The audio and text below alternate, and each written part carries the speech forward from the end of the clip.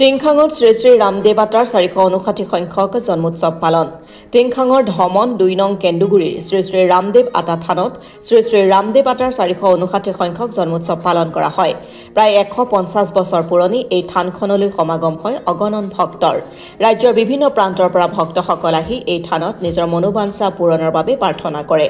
উল্লেখ্য যে প্ৰত্যেক বছৰে উদযাপন কৰা শ্ৰী শ্ৰী ৰামদেৱ আটাৰ জন্মোৎসৱত ধেমাজি, লখিমপুৰ, যোৰহাট, চৰাইদেউ আদি বহু ঠাইৰ পৰা ভক্তৰ সমাগম হয়। প্ৰতি 5 বছৰৰ পাছত শ্ৰী শ্ৰী ৰামদেৱ আটাৰ জন্মোৎসৱৰ লগত সংগতি ৰাখি অখণ্ড ভাগৱত পাঠ কৰা হয়। এইবাৰো জন্মোৎসৱৰ লগত সংগতি ৰাখি 15 মাৰ্চৰ পৰা 22 মাৰ্চলৈ 8 দিনীয়াকৈ অখণ্ড ভাগৱত পাঠ কৰা হয়। সাম্প্ৰতিক সময়ত যুৱ উশৃংখলতাই দিনে দিনে সমাজখনৰ কুঙা কৰি পেলাইছে। সেয়েহে বিগত বৰ্ষসমূহৰ দৰে এইবাৰো শ্ৰী শ্ৰী ৰামদেৱ আটা আদৰ্শ গুণময় কৰ্মৰাজি প্ৰচাৰ আৰু প্ৰসাৰৰ লক্ষ্যৰে শ্ৰী শ্ৰী ৰামদেৱ আটাৰ 459 সংখ্যক জন্মোৎসৱ আয়োজন কৰা হৈছে বুলি জনায় আয়োজক সমিতিয়ে।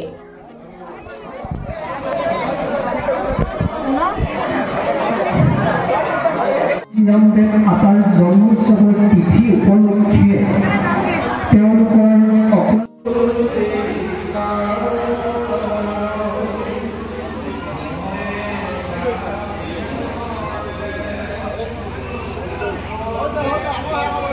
আৰু উন্নয়ন বিভাগৰ সম্পাদক মিণ্টু কলিতাই ঘটনাস্থলীত লগ পাব বিচাৰিছে।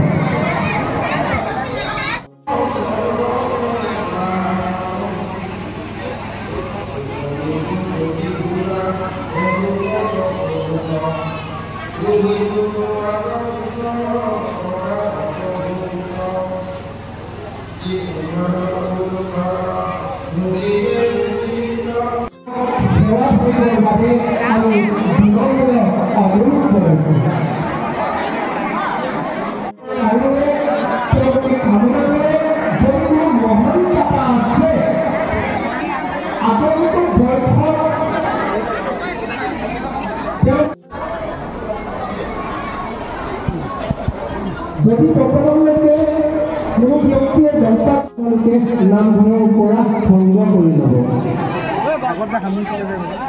এখন 17শ শতিকাৰ থান, কিন্তু অলপ দিন আপোনাৰ ম্লান পৰি আছিলে। ইয়াৰ ইতিহাস অলপ বেলেগ ধৰণৰ। আপোনাৰ এই যেতিয়া বিচাৰি পোৱা নগৈছিলে ইয়াত কোনডোখৰত থানখন আছে, সেই ক্ষেত্ৰত আমাৰ প্ৰবাদ আছে যে কি এটা হাতী আনি আপোনাৰ 1200 সত্ৰৰ পৰা এটা হাতী আনি থান ক্ষেত্ৰতো জেগাটো যিহেতু অৰণ্য হৈ গৈছিলে নিৰ্ণয় কৰিবৰ কাৰণে বিচৰা হৈছিলে, কোনো উপায় নাই। তেতিয়া হাতীটোৱে যেতিয়া আপোনাৰ থান ক্ষেত্ৰডোখৰ পালেগৈ, তেতিয়া তাতে তেওঁ ভৰি নিদিলে, ভৰি নিদি উভতি আহিলে আৰু উভতি আহি এটা গছৰ ডাল আপোনাৰ ভাঙি নি সেই ভেটিটোত দিছিলে। তেতিয়াই সত্ৰাধিকাৰসকলে গম পালে যে এয়াই আমাৰ থান ক্ষেত্ৰ, এটা হাতীয়ে দেখুৱাই দিয়া জেগা।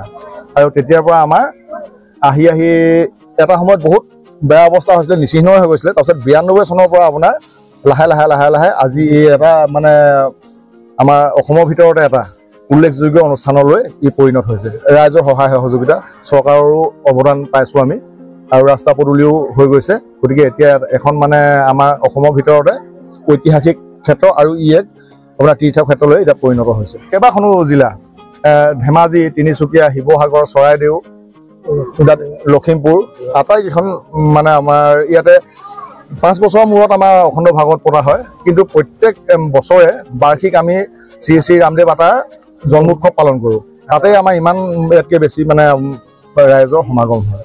এই আপোনাৰ সহস্ৰাধিক ভক্তৰ প্ৰত্যেকদিনাই সমাগম হয়। এই আপোনাৰ হেৰিয়াত এইটো আমাৰ এতিয়া অখণ্ড ভাগৱতত। আৰু আপোনাৰ কোনোদিনে এই তীৰ্থক্ষেত্ৰত মানে চাকি বন্তি দিবলৈ অহা মানুহৰ ক্ষতি কোনোদিন নাই। আৰু মানে আপোনাৰ দান পাত্ৰ আছে, তাতে আমাৰ ভালেমান টকাও সংগ্ৰহ হয়। সমাজখন যদি সুস্থিৰভাৱে আমি চলাবলগীয়া হয়, তেতিয়াহ'লে আধ্যাত্মিক দৰ্শনটো আমি প্ৰচাৰ কৰিব লাগিব। আৰু আধ্যাত্মিক দৰ্শনৰ প্ৰচাৰৰ এটা প্ৰাথমিক ব্যৱস্থা হৈছে আপোনাৰ অখণ্ড ভাগৱত।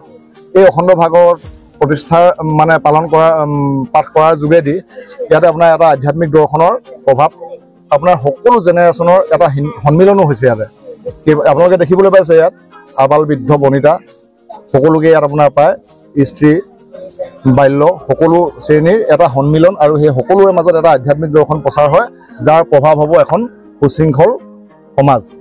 থানখন পুৰণি মানে মোৰ বয়স যেতিয়া 7-8 বছৰ, তেতিয়াৰ পৰাই থানখনৰ বিষয়ে মই জ্ঞাত।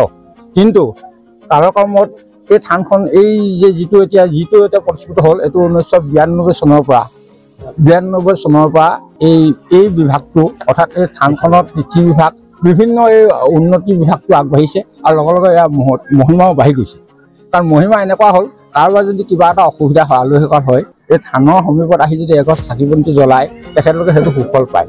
আৰু বিভিন্নজনৰ বিভিন্ন মহিমা পোৱাৰ পাছৰ পৰাই এই আজি ইমান বছৰে 92 চনৰ আজি পৰ্যন্ত মানে ইয়ালৈ জনসংগ্ৰামটো বাঢ়ি আহিল।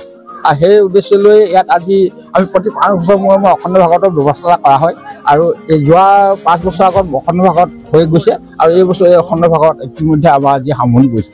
আমাৰ এনেকৈ আমাৰ থানখনৰ মহত্ব বা ৰাইজে মহিমা গম পাই ৰাইজ ইয়ালৈ স্বতঃস্ফূৰ্তভাৱে আগবাঢ়ি গুচি আহে। ইয়ালৈ 7 দিনীয়াকৈ অখণ্ড ভাগৱতলৈ অহা ভক্ত সুদূৰ ধেমাজি, লখিমপুৰ, যোৰহাট বিভিন্ন প্ৰান্তৰ পৰা তিনিচুকীয়া ইত্যাদি বহুত দূৰ দূৰণিৰ পৰা যিসকলে এই থানখনৰ মহিমা আৰু ইয়াৰ উপকৃত হয় তেখেতলোকৰ দূৰ দূৰণিৰ পৰা বহুত দূৰ দূৰণিৰ পৰা আহি পিনি ইয়াত সহযোগ কৰে। 1000-1200-900 মানুহলৈকে আমাৰ সংগ্ৰম হয়।